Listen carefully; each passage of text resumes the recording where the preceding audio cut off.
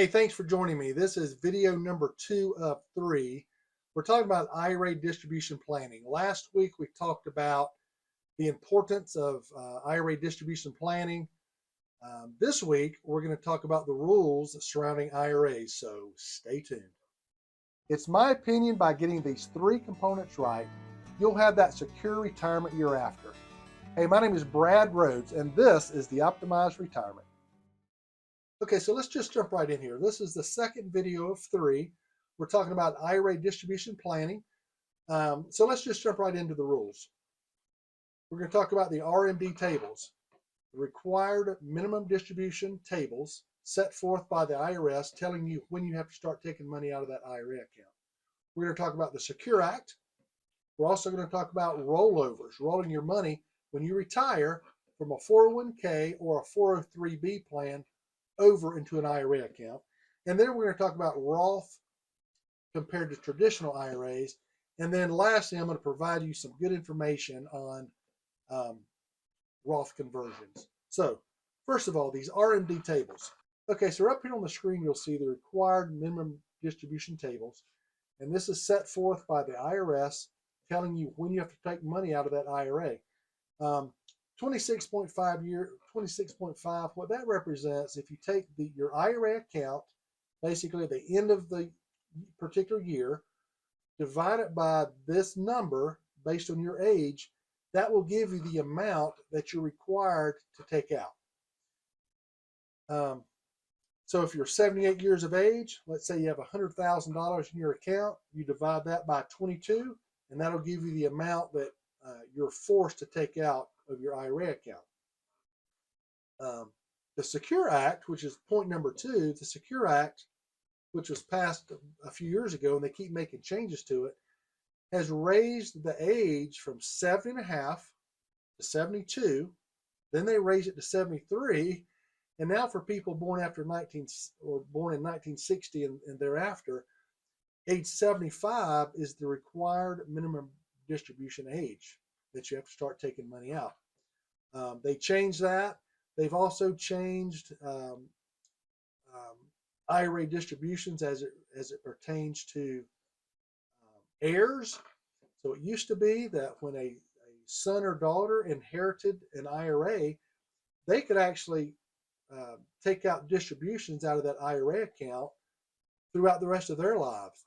But the Secure Act changed that. They stopped what's called the stretch IRA, stretching that IRA to a next generation. Now, it doesn't pertain to the spouse.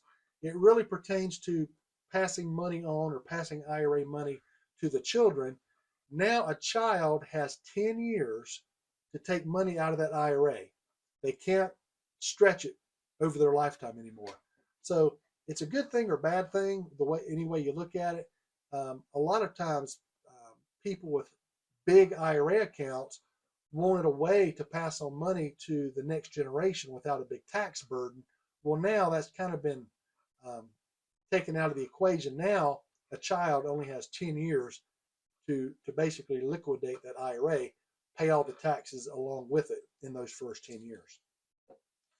The third point I want to talk about is rollovers, and I've got in parentheses, I'm saying be careful, because when you roll over, typically speaking, when you retire, if you've got a 401k or a 403b plan, you roll that thing over to an IRA. Now, in the third and final video, we're going to talk about where I help people roll those accounts over to. Really, I talk to folks who are conservative-minded financially, who don't want to lose any of their growth, their hard-earned growth in that IRA. So we talk about safety and whatnot, but that's going to come in the third video. But there are some certain rules you need to know about. If you roll over that thing wrong, you might have a big tax burden if you don't watch it. So we show people how to make sure when you do those rollovers into IRA accounts, you do it the non-taxable way. It's called a non-taxable rollover, and that's what we help people with.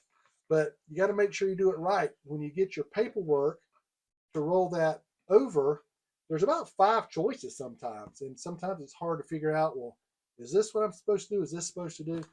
So I always encourage people, if not with me, work with somebody who's knowledgeable in IRA distribution, um, making sure, first of all, you roll that thing over properly. Okay. Down below, I've got my contact information if you want to contact me, or we've got some good information on how to make sure you do the rollover properly. Fourth topic is Roth versus traditional. In most cases, the people I talk to who have 401ks or 403bs at their work, we're talking about traditional 401ks, traditional IRA plans where that money has never been taxed. So when they roll it over to an IRA, you can continue the growth of that thing, but eventually when you're forced to start taking money out of your IRA account, at that point it's taxable. So some people say, well, what about a Roth IRA? I heard a Roth IRA is better. Well, in circumstances it is.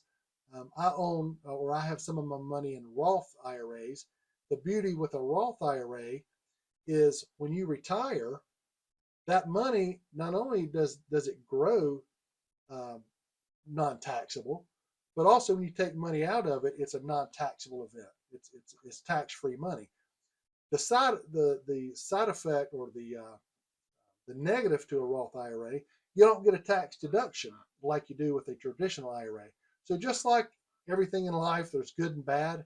A Roth IRA, you don't get a tax deduction, but that money grows tax-free for you, and when you withdraw it, like I said, it's tax-free. I've included some information down below. I think a couple good articles written about the pros and cons about, a lot of you might have heard about this thing called a Roth conversion.